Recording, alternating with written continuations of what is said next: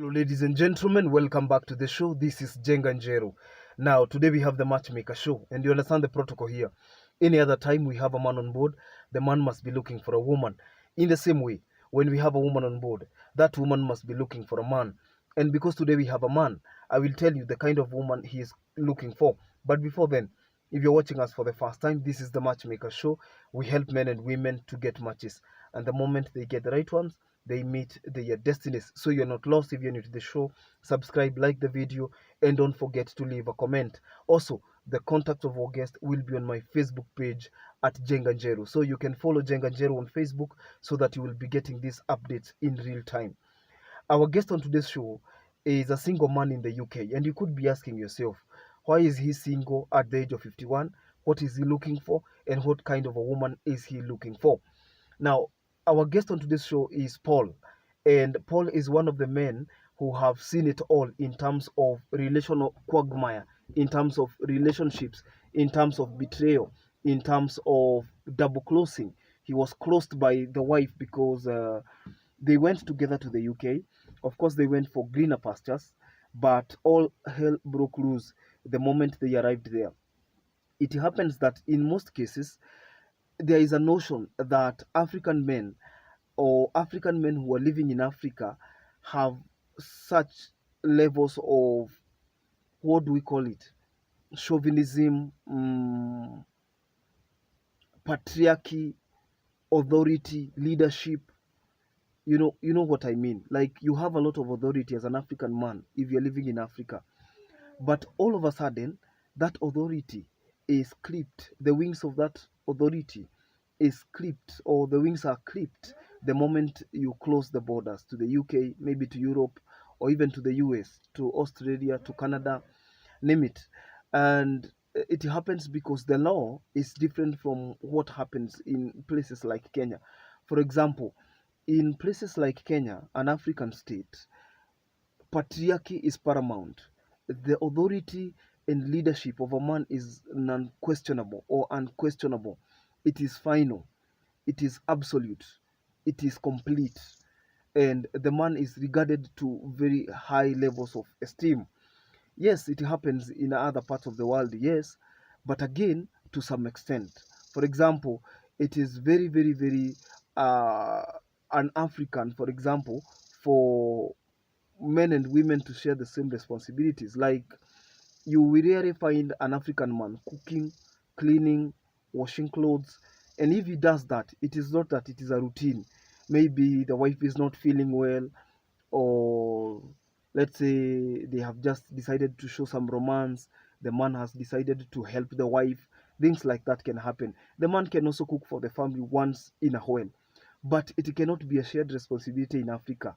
It cannot be the level of African shared responsibility for man and woman, for husband and wife to share. At unakuta, today it is the wife who is cleaning, tomorrow is the husband's duty. Today in the timetable, the wife is cooking, tomorrow the husband is cooking. It doesn't happen in Africa. But and maybe because most Africans, I'm not saying all, most Africans, especially men in that setup, maybe taking up more responsibilities like the leadership of the family, the provision of the family, and things like that. But when you close borders, for example, you realize that people share bills. If it's house rent, it's 50-50. Maybe when they go out on a date, 50-50, and things like that. And because of those differences, then the submission of the wife automatically goes down. And that is the case I am discussing today, as narrated by Mr. Paul himself. So, Paul is a 51-year-old man. He went with a wife. They were looking for greener pastures. Their marriage was 7 years old when he went there. So he's been in the UK for quite some time. And he was living in Manchester. And he was living in Manchester. And now what is the name of that state or town or that city? I have forgotten the city. But all the same, where he lives is not important, but you just know that he's in the UK. I've forgotten. If I remember as we continue with the video, I will mention it. So Paul is looking for a wife who is in Africa and willing to travel. And that wife should be either officially divorced with papers, all widowed.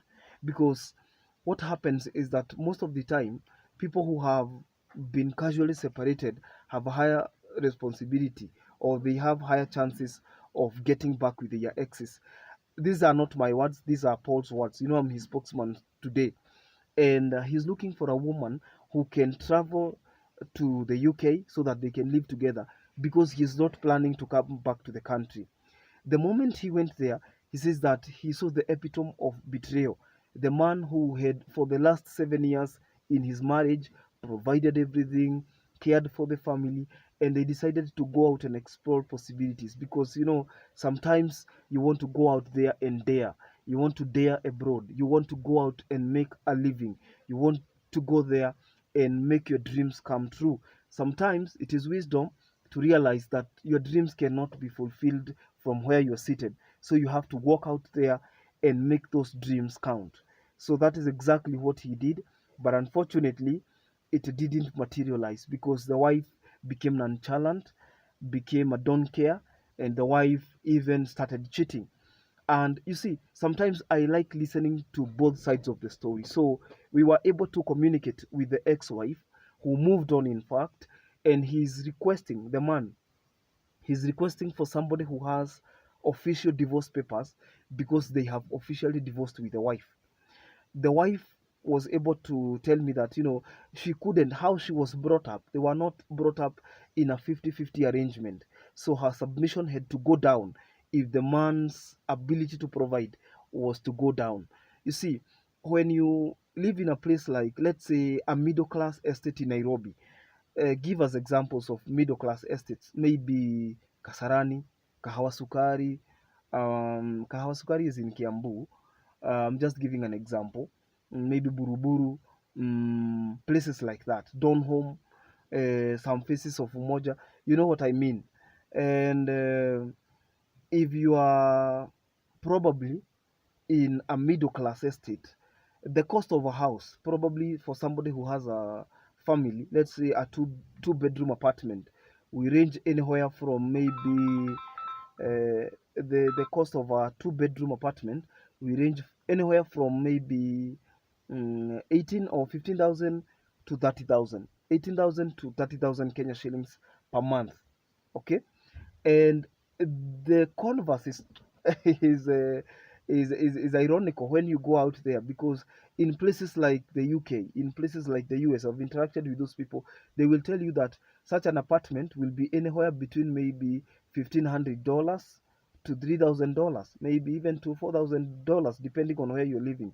Maybe between 150,000 Kenya shillings to what? 150,000 shillings to 400,000 to 300,000 Kenya shillings. So one person cannot be able to foot that bill, bearing in mind that rent is not the only factor. You have food, maybe you have children, you have fees, you have medical expenses and things like that. So it's 50-50 deal. If you go there and you're both working, both of you have to work. So the wife was used to a housewife arrangement, and of course, when she was in Kenya, she was receiving some small allowances here and there, some petty cash here and there. And if the game changed, then she had to change her attitude as well. And that is exactly how they parted ways. So as we speak, Mr. Paul is a single man for the last 7 years. And the marriage, they lived in the UK for quite some time. They couldn't see each other eye to eye.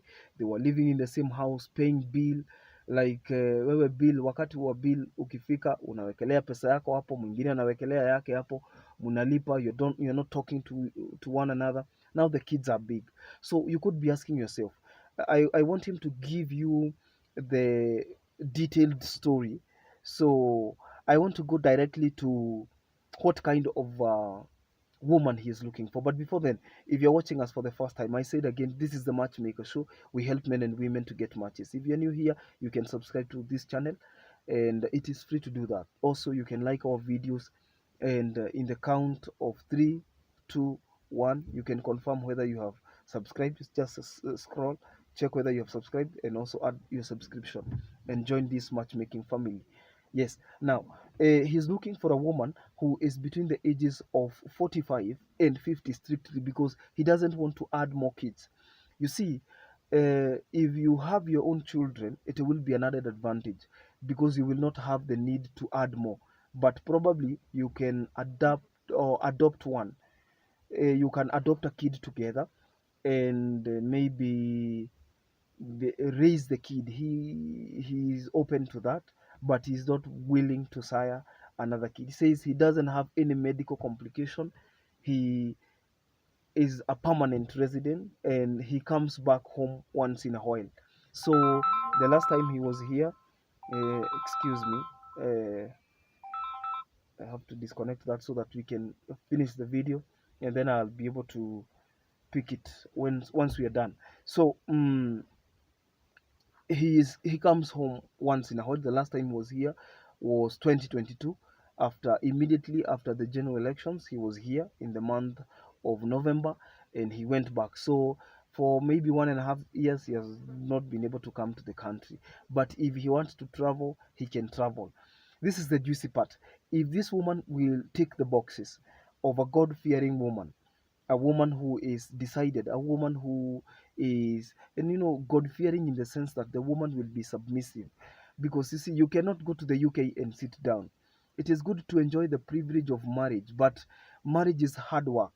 And he says that even the woman who is coming, he believes the woman will not be an angel, but he also wants a woman who is not indoctrinated to equality, thinking that the man and the woman are equal, irrespective of what they earn, irrespective of what one brings on the table in terms of material resource. If you're that kind of a woman between the ages of 45 and 50, if you're 51 like him, that's a deal breaker. He is not looking for somebody who is 51.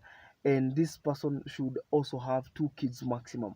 If you have 1 kid, that's good. If you have 2, the better, because then that's what he's willing to have. But other arrangements can be made, and he's looking forward to getting a woman. He's a Kenyan citizen by birth, and he's also a resident of the United Kingdom. If you're there and you could be interested, I will post his contact on my Facebook page at Jenganjero, so that as many as those who are interested in him can get in touch. Okay, and these people can begin dating.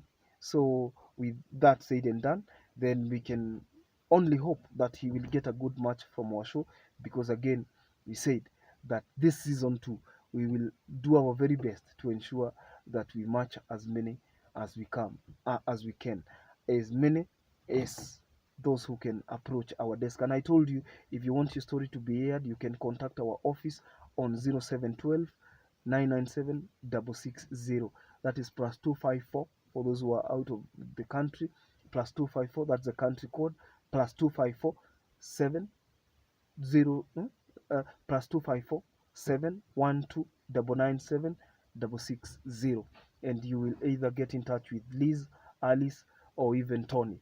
And we added a new team member on the list recently. I'm going to introduce him to you shortly as we continue. So until next time, this is Jenganjero. Don't forget to subscribe, like the videos, and always you can also follow me on TikTok. By the way, I officially joined TikTok. If you're on TikTok, we can follow one another. Bye bye. God bless you.